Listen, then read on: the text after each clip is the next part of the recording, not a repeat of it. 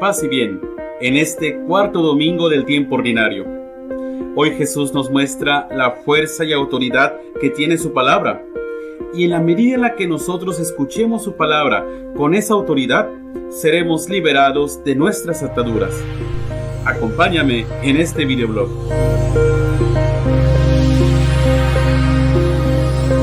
Pues bueno, familia, aún nos encontramos al inicio del Evangelio de San Marcos. Seguimos todavía en el capítulo 1 y recordemos que durante todo este tiempo ordinario de este año estaremos escuchando de una manera semicontinua el Evangelio de San Marcos. Y hoy nos muestra el inicio del ministerio público de Jesús, que es una verdadera catequesis para sus discípulos y también para nosotros. Y para entender este inicio del ministerio de Jesús, necesitamos ir a la primera lectura, donde Moisés, justo antes de entrar en la tierra prometida, le anuncia al pueblo que surgirá de entre ellos un profeta que les hablará en nombre de Dios. Les dice: el Señor Dios hará surgir en medio de ustedes, entre sus hermanos, un profeta como yo.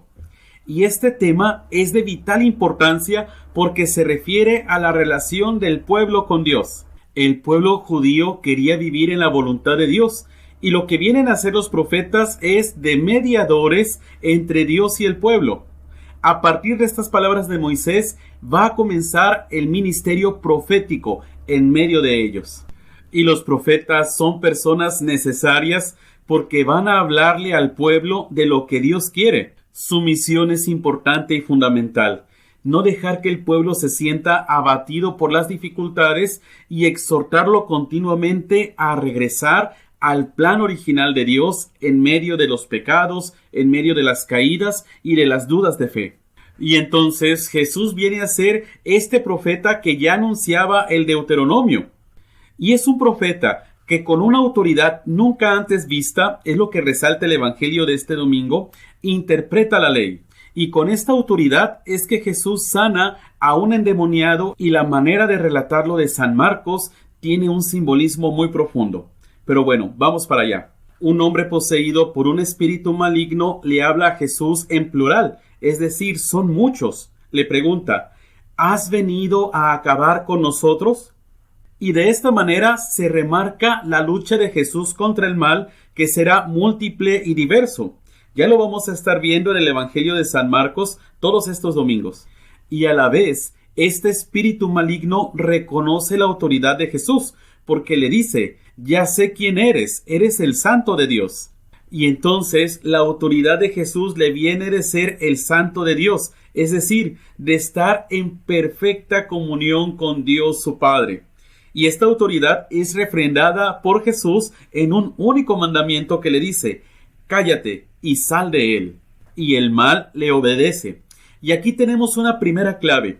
Si tú y yo queremos luchar contra el mal que nos rodea, luchar contra el mal que hay en el mundo y en nuestra sociedad, tenemos que seguir el ejemplo de Jesús y estar en perfecta comunión con Dios. Vivir en perfecta comunión con Dios significa practicar la misericordia, la justicia y el amor al prójimo, y no tanto querer dominar a las personas o las cosas. Un versículo más adelante nos habla del endemoniado y nos dice que, agitándose violentamente el espíritu inmundo, dio un fuerte grito y salió de él, expresando de esta manera la dificultad que implica vencer al mal, y al mismo tiempo la fuerza y la autoridad de la palabra de Jesús, que es el mismo Evangelio. Y después tenemos la reacción de la gente, que se admira por una nueva doctrina expuesta con autoridad que manda hasta los espíritus inmundos y le obedecen.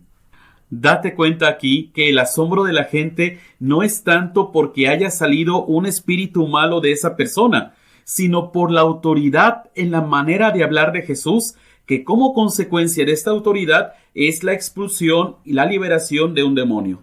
Y entonces Jesús muestra aquí una capacidad para responder ante las necesidades y exigencias del ser humano, y su capacidad para señalar y denunciar el mal. Además de que la enseñanza de Jesús es eficaz, capaz de liberar a la persona de sus ataduras. Y el compromiso de Jesús con nosotros es eficaz. Es Él quien vence a los demonios. Él es quien derrota las fuerzas enemigas del ser humano. Dios nos habla continuamente y de muy diversas maneras, pero muy pocas veces nosotros ponemos atención a lo que nos dice, o más bien no le damos la autoridad a la palabra de Jesús que debiera tener en nuestra vida. Por eso nuestra identidad como iglesia, como pueblo de Dios, como hijos e hijas de Dios, solo tiene sentido en la medida en la que nosotros vivimos en comunión con Dios y somos capaces también de señalar el mal, la injusticia y de anunciar la verdad, en el sentido en que nos comprometemos verdaderamente con la auténtica liberación y promoción de la vida humana y cristiana. Y solo de esta manera podremos, unidos a Jesús, hacer frente a los males que nos aquejan y vencerlos. Estamos todavía en el inicio del Evangelio de San Marcos y tenemos que recorrer un camino largo para que no solo sean los demonios, sino también las personas, tú y yo, reconozcamos en Jesús al Mesías, el Hijo de Dios. Por lo pronto, familia, reconozcamos en Jesús y en su palabra la autoridad que debe de tener en nuestra vida, obedeciendo sus mandamientos y amando al prójimo.